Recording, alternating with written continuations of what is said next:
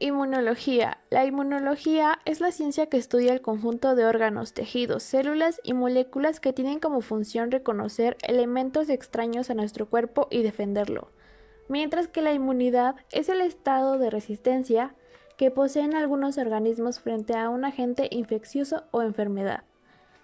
La inmunidad se divide en inmunidad innata, que es como la primera línea de defensa frente a agentes infecciosos desde el primer momento en que estos ingresan al cuerpo, y la inmunidad adaptativa, que esta es la segunda línea de defensa y se desarrolla a medida que estamos expuestos a patógenos. La inmunidad innata se caracteriza por ser parcialmente inespecífica. El cuerpo nace con células y moléculas que están preparadas para la defensa antes de enfrentarse al patógeno, y las células de esta son las que se ponen en marcha de inmediato cuando entra un antígeno al cuerpo. Esta no cuenta con memoria inmunológica. Las células de la inmunidad innata son monocitos. Estos se encuentran en el torrente sanguíneo y cuando aparece una infección, los monocitos se desplazan hacia los tejidos, donde en un periodo de 6 a 8 horas los monocitos aumentan de tamaño y producen gránulos llenos de enzimas y otras sustancias que ayudan a destruir y a digerir bacterias y células extrañas, convirtiéndose en macrófagos.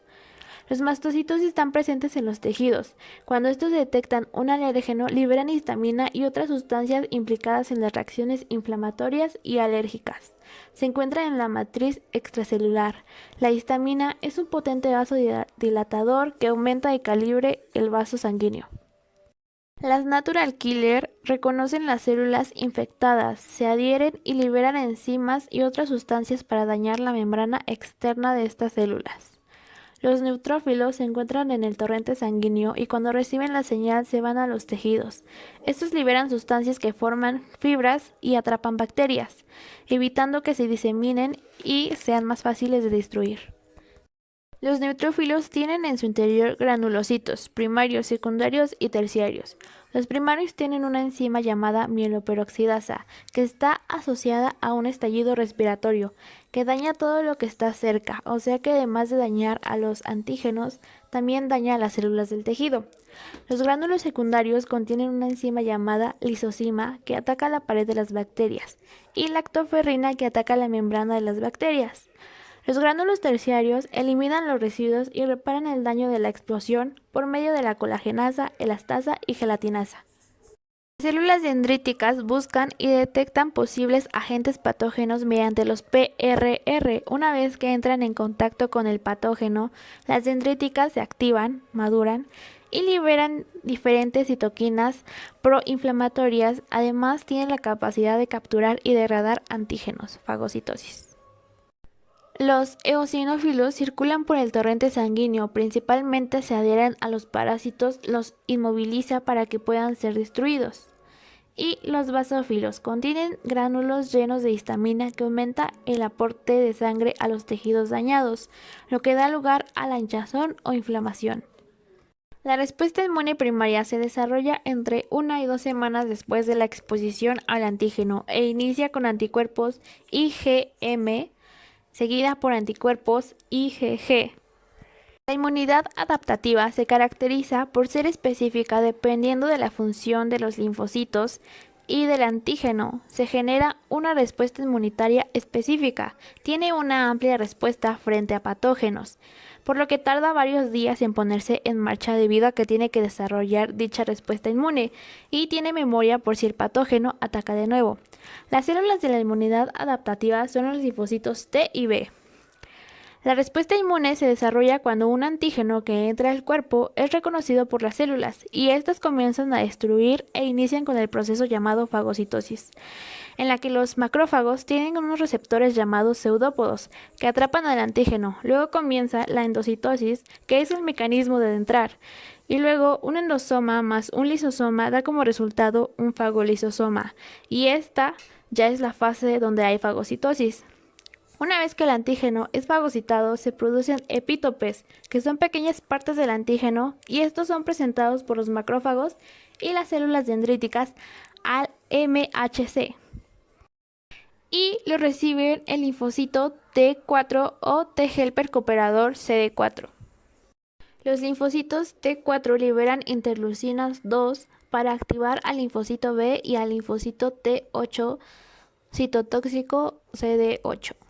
Los linfocitos T ayudan a las células B a producir anticuerpos. La unión del antígeno a inmunoglobulinas de superficie sirve de señal a las células B al mismo tiempo. Del antígeno ligado y las señales de las células B comienzan a multiplicarse y a diferenciarse en células plasmáticas secretoras de antígenos. Los linfocitos T8 se van a las células enfermas y las destruyen. A esto se le conoce como inmunidad celular, mientras que las células B comienzan a multiplicarse y a diferenciarse en células plasmáticas, generando anticuerpos que rodean a la bacteria. A esto se le conoce como opsonización, y esto ocurre para que las natural killers se las coman, y a esto se le conoce como inmunidad humoral. Los anticuerpos o inmunoglobulinas que generan los linfocitos B son la IgG, que atraviesa la barrera hematoplacentaria o se conoce como la respuesta secundaria. La IgE, que es la liberación de histamina en los mastocitos, alergias. La IgM, que es la respuesta primaria. La IgA, que se refiere a mucosas, fluidos, saliva, lágrimas y calostro. Y la IgD, que es el marcador de linfocitos B que no han reaccionado a un antígeno.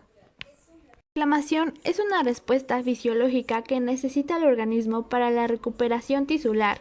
Si no existe inflamación, no podrá regenerarse el tejido dañado. Hay dos tipos de inflamación: la aguda, que dura de 7 a 10 horas, y la crónica.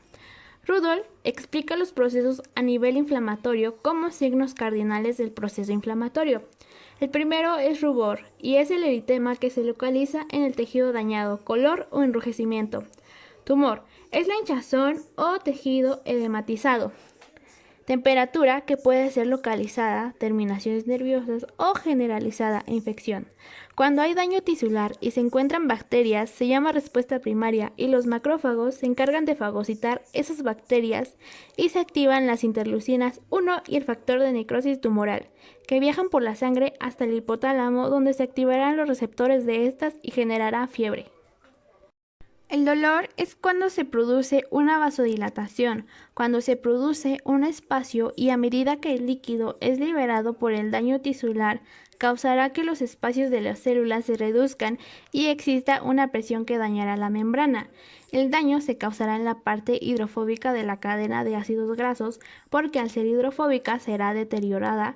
Cuando esto ocurre, se encuentra la fosfolipasa A2, que se encargará de eliminar los residuos de los ácidos grasos, generando ácido araquidónico, el cual es tóxico, y el microorganismo tiene que generar enzimas como la ciclooxigenasa y lipoxigenasa, que se encargarán de producir mediadores lipídicos que son prostaglandina, prostrociclina y tromboxano por parte de la lipoxigenasa. Y por parte de la ciclooxigenasa son lipoxinas y leucotrienos. La interleucina 1 se asocia a la fiebre hipotálamo. La interleucina 2 a los linfocitos T, específicamente en su activación. La interleucina 3 y 7 a la hematopoiesis. La 4 a los basófilos, alergias. La 5 a los eosinófilos, restar inflamación y parásitos. La 6 a los monocitos en sangre que pasan a macrófagos. La 8 a los neutrófilos y la 10 a frenar la respuesta inmune.